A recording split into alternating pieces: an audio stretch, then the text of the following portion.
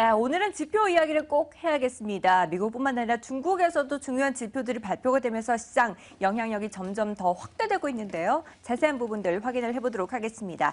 일단 미국의 고용지표가 발표가 됐습니다. 호전되는 양상을 보여주면서 미국의 금리 인상이 더 임박해 오고 있는데요. 과연 우리 시장에는 어떤 영향을 미칠까요? 그러니까요. 일단 미국 고용지표를 어땠는지부터 판단을 해보고 그다음에 국내 시장에 대한 대응 전략도 세워보도록 하겠습니다.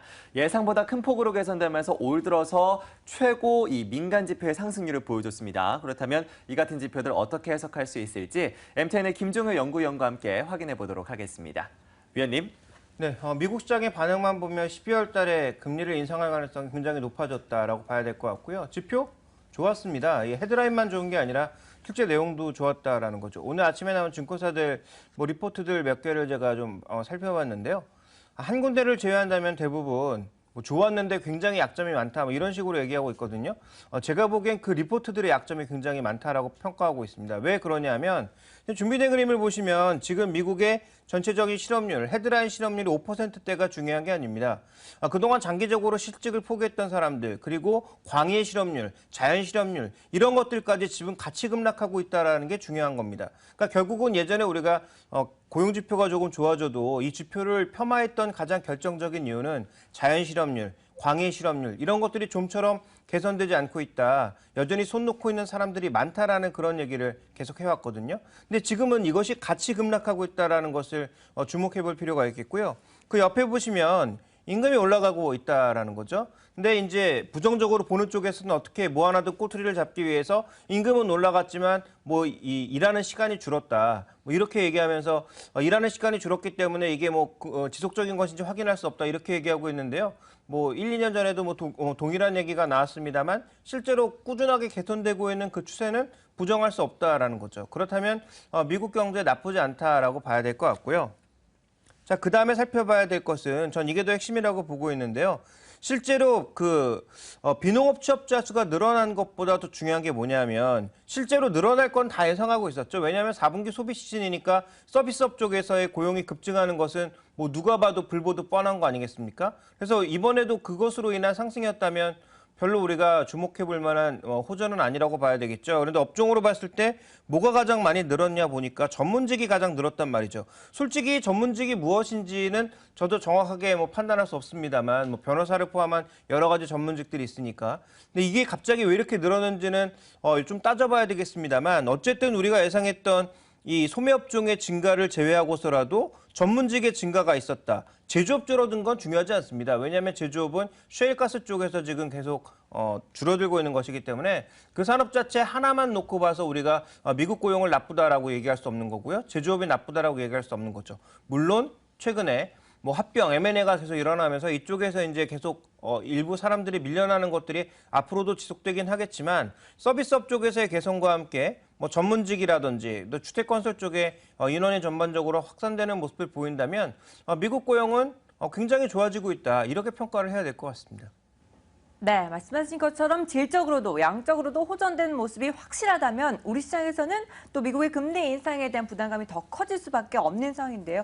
우리 시장 그렇다면 앞으로 어떻게 흘러갈까요? 일단 미국 경제가 좋아지면 우리 경제도 좋아져야 되는데 최근에 그 공식이 맞지 않고 있으니까 살펴볼 필요가 있는 건데요. 준비된 그림을 보시면 S&P 500 기업들의 상승률 상위, 오늘 전부 반도체 기업들과 금융주들이 상위를 차지하는 모습이었습니다. 그래서 반도체 업종은 좀 다른 이슈였지만 어쨌든 실제로 시장의 상승을 이끌었던 게 이 금리에 민감한 이런 금융주들의 상승이 크게 나타났다라는 점. 그래서 실제로 지금 살펴보시면 이런 종목군들이 굉장히 많이 포함되어 있고요. 글로벌 ETF로 살펴봤을 때는 달러 강세에 밀릴 만한 그런 ETF들이 전부 밀렸다라는 거죠. 유럽 쪽은 그래도 괜찮았는데 브라질을 포함해서 지금 아래쪽에 보시면 러시아라든지 그다음에 한국 같은 쪽은 거의 2% 가까이 내려가고 있거든요. 그래서 이런 부분을 놓고 보게 되면 이런 달러 강세에 좀 밀릴 수 있는 그런 이머징 마켓에는 전혀 좋은 재료가 아니었다. 미국은 업종별로 다른 거고요. 이머징 마켓은 특히 달러에 민감한 그런 원자재를 갖고 있는 국가들은 좋지 않은 상황이었고 이머징 자체도 좋지 않았기 때문에 한국에 미치는 영향 좋다고 볼 수가 없는 거죠. 마지막으로 업종별로도 답이 나와 있죠. 지금 은행업종 같은 것들은 급등했지만 미국 시장 내에서도 원자재와 관련돼 있는 뭐 금 관련 업종이라든지 에너지 쪽이라든지 또 금리에 민감한 부동산 업종이라든지 이런 것들은 전부 급락했거든요. 그러니까 우리 시장 내에서도 상대적으로 달러에 민감한 낙폭과대주들 이런 것들이 오늘 뭐 부진할 가능성이 굉장히 높아 보인다라고 볼 수 있겠고 그렇다면 뭐 지수가 아주 큰 폭으로 밀리겠느냐? 아마 삼성전자의 흐름에 따라서 조금 달라지긴 하겠습니다만 삼성전자가 자사주 매입으로 잘 버텨준다면 아마 지수는 그렇게 밀리지 않을 텐데 아마 개별 종목별로 말씀드렸던 원자재 가격에 민감한 종목군들은 크게 밀릴 가능성이 높다. 이렇게 봐야 될 것 같습니다. 네, 이렇게 해서 미국 지표에 따른 국내 시장 영향 짚어봤고요. 이어서 중국 지표도 보도록 하겠습니다. 중국의 10월 수출입 지표가 발표가 됐는데 일단 사상 최대의 무역 흑자를 기록했습니다. 하지만 수출과 수입이 모두 다 줄어드는 불황의 흑자를 보여줬는데요. 이 같은 흐름들 어디에서 온다라고 볼 수 있을까요? 네, 지금 중국은 여러 가지 위험을 줄이기 위해서 그리고 SDR 편입을 위해서 위안화를 평가절하를 했죠. 그럼에도 불구하고 수출이 안 늘고 있습니다. 줄어들고 있습니다. 준비된 그림을 보시면 지금 수출 증가율 측면에서도 그렇고요. 수출 금액 측면에서도 그렇고 전반적인 추이가 모두 줄어들고 있는 양상입니다. 이제 수입이 줄어들고 있는 건 원유 때문이라고 하지만 수출이 좀 줄어들고 있는 것은 가장 근본적인 원인, 출하가 줄면서 재고가 쌓이고 있다라는 거죠.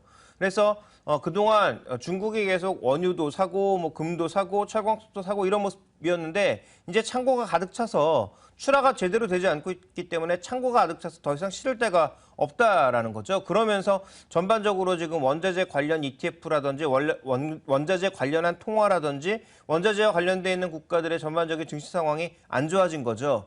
이런 게 아직도 연장되고 있다 이렇게 봐야 될 것 같습니다. 그래서 이번 광군절을 기점으로 해서 이런 쌓여져 있는 적체들이 조금 해소돼야 되는데 실제로 광군절에 해소되는 것은 소비재거든요. 근데 지금 쌓여져 있는 것은 자본재나 중간재거든요. 이런 것들에 대한 재고 소진이 좀처럼 되지 않고 있고 투자를 늘려야 되는데 그런 투자를 늘릴 수 있는 상황이 안 되다 보니까 자연스럽게 한국의 중간재 수출도 줄어들면서 한국의 수출입 지표도 약해질 수밖에 없는 거죠. 그렇다면 뭐 이 지표를 놓고 봤을 때 우리가 좀 살펴볼 수 있는 건 결국은 수출주에 대한 기대 수익률을 하향하는 방법밖에 없다. 그래서 우리 시장 내에 대한 대응 전략도 제가 좀 미리 말씀드리고 있는 건데 결국 우리나라 국내 수출주들에 대한 전반적인 추이도 그렇게 좋아질 수가 없다. 왜냐하면 중국 중간재 수출이 상당 부분을 차지하고 있다는 점에서 국내 수출주에 대한 기대 수익률도 낮춰잡는 것이 좋겠다. 이렇게 봐야 될 것 같습니다.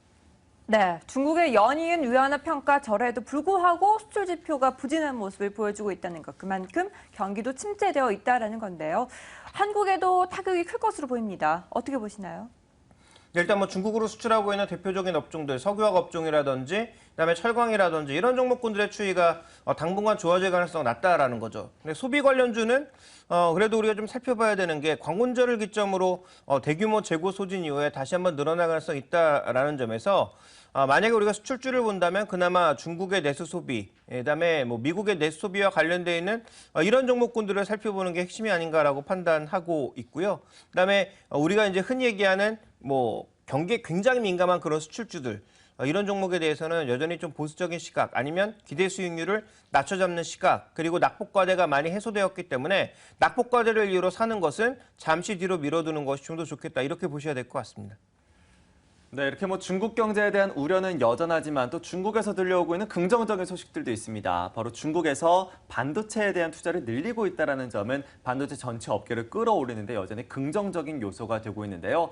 앞으로 또 한 번의 대형 M&A가 있을 수 있다는 기대감도 번지고 있습니다. 이 부분에 대해서 어떻게 좀 해석을 하시나요? 우리 입장에서는 별로 달갑지 않은 뉴스입니다. 왜냐하면 중국이 이렇게 뭐 10조 원 이상의 제3자 배정 유상증자를 통해서 계속 수출을 늘려나가겠다. 이게 우리에게 좋은 뉴스가 아니죠. 왜냐하면 메모리 반도체는 우리가 거의 독점하고 있는 그런 산업이었는데 중국이라고 하는 자본을 엄청나게 쏟아부을 수 있는 그런 회사가 끼어들고 있다는 건 좀 부담스러운 요인이라고 봐야 되겠죠. 오히려 기회는 어디로 들어가고 있느냐. 그동안 상대적으로 침체되어 있었던 반도체 장비 쪽에 뭔가 의미 있는 시도가 나타날 가능성 이런 부분을 살펴봐야 되겠습니다. 그러니까 실제적으로 반도체 쪽에서는 완제품이라고 할 수 있는 디램 메모리, 플래시 메모리 이런 것들을 생산하는 업체들에게는 부담인데 오히려 이런 것들을 만들 수 있는 장비를 까는 업체들에게는 기회가 될 수 있다는 거죠. 그래서 준비된 그림을 보시면 네덜란드 기반의 ASML이라고 하는 글로벌 반도체 장비 기업은 최근에 이제 노광 장비의 개선으로 인해서 수혜를 좀 받을 것으로 예상이 되고 있습니다. 아시겠지만 반도체가 굉장히 많은 공정이 있죠. 뭐 절단을 하는 그런 과정, 그다음에 뭐 그 연말에서 실리콘을 자르고, 그다음에 거기다 뭐 포토 마스크를 입히고, 뭐 노광 장비, 그다음에 뭐 세척 장비, 뭐 세정, 굉장히 여러 가지 공정을 거쳐서 반도체 완제품이 나오게 되는데요. 그 과정 쪽에서는 이제 전공정 쪽에 있는, 그리고 노광 장비라든지 핀팩 공정에 들어갈 수 있는 여러 가지 미세화 공정에 필요한 그런 장비들이 늘어날 것으로 예상이 되고 있고요. 세계 최대 반도체 장비 업체인 어플라이드 머티리얼도 최근에 이제 계속 여러 가지 M&A를 시도하고 있는데, 이런 M&A 시도를 통해서 어느 정도 수혜를 장기적으로 받지 않을까라고 볼 수가 있겠고요. 그다음에 이미 M&A 얘기가 있었던 램 리서치라든지, 그다음에 KLA 탱코 같은 경우 주가 흐름이 전혀 다르다라는 거죠.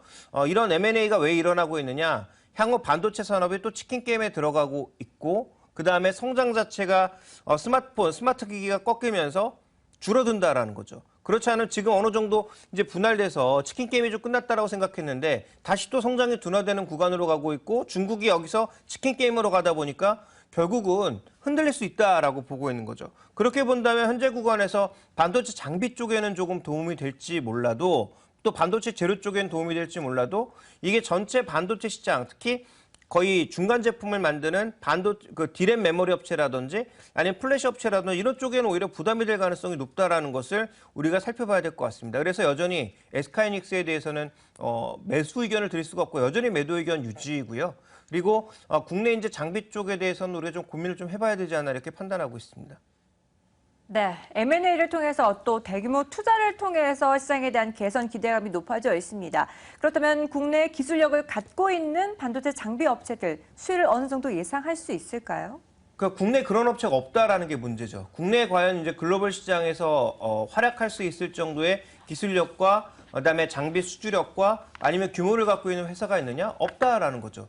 그나마 우리가 먹고 살 수 있는 건 삼성전자와 SK하이닉스라고 하는 대규모 반도체 업체가 있으니까 여기에다가 조금만 납품을 해도 이들 업체는 충분히 먹고 살 수 있었는데, 이게 이제 중국으로까지 과연 진출할 수 있느냐가 이제 앞으로 관건이 될 것 같습니다. 그러면 중국에서 꼭 써야 될 만한 그런 장비를 가지고 있는 반도체 장비 회사가 과연 있느냐? 국내에는 거의 없다라고 보시는 게 맞을 것 같고요. 그런 측면에서 이제 살펴볼 수 있는 게 PSK나 원익 IPS처럼 확실하게 이제 삼성전자라고 하는 배경을 갖고 있는 원익 IPS는 그래도 이제 경쟁력이 조금 있다라고 봐야 될 것 같고, PSK 같은 경우에도 매출 규모는 크지 않지만 그 시장 규모 자체도 그렇게 크지 않아서 이 업체가 글로벌 1, 2위를 다투고 있기 때문에 뭐 이런 기업들은 그나마 좀 수혜가 있지 않겠느냐 정도로 보셔야 될 것 같습니다. 네, 이렇게 해서 국내에서 수혜를 입을 수 있는 반도체 장비 업계, 그나마 좀 어떤 업체들이 있을까에 대한 언급을 해주셨는데, 이 외에도 중국에서 좀 주목할 만한 소식이 있다고 하시는데 어떠한 소식들이 있을까요? 네, 오늘 또 하나의 이제 루머가 나왔는데, 오늘 아니고 주말에 나왔던 루머죠. 샤오미의 Mi 5라고 하는 플래그십 스마트폰이 이번 달에 나온다라는 거죠. 그러니까 스마트폰의 가장 중요한 그 부품이라고 하면 AP라고 해서 어플리케이션 프로세서라고 하는 CPU 같은 부품인데요. 이게 이제 그동안 퀄컴의 810이 활용이라는 그런 놀림을 받으면서 완전히 이제 시장에서 배제되는 모습. 그러니까 삼성에게도 눌리고, 삼성 엑시노스 칩에게도 눌리고, 저가 라인에서는 대만의 미디어텍에게도 눌리는 그런 모습을 보여왔거든요. 그런데 지금 현재 이 샤오미가 의외로 굉장히 빠르게 스냅드래곤 820이 나오자마자 어떻게 이제 이걸 적용시켰는지 모르겠습니다만 이번 달에 발표한다라는 얘기가 나오고 있습니다. 그래서 이번 달에 만약에 신제품이 나오게 되는데, 그 충격적인 건 뭐냐면 36만 원에 나온다라는 거죠. 그런데 사양이 램 4기가, 그다음에 그 AP는 스냅드래곤 820, 그다음에 거기 들어가는 그 디스플레이 같은 경우에도 그 QHD가 들어가는 거고요.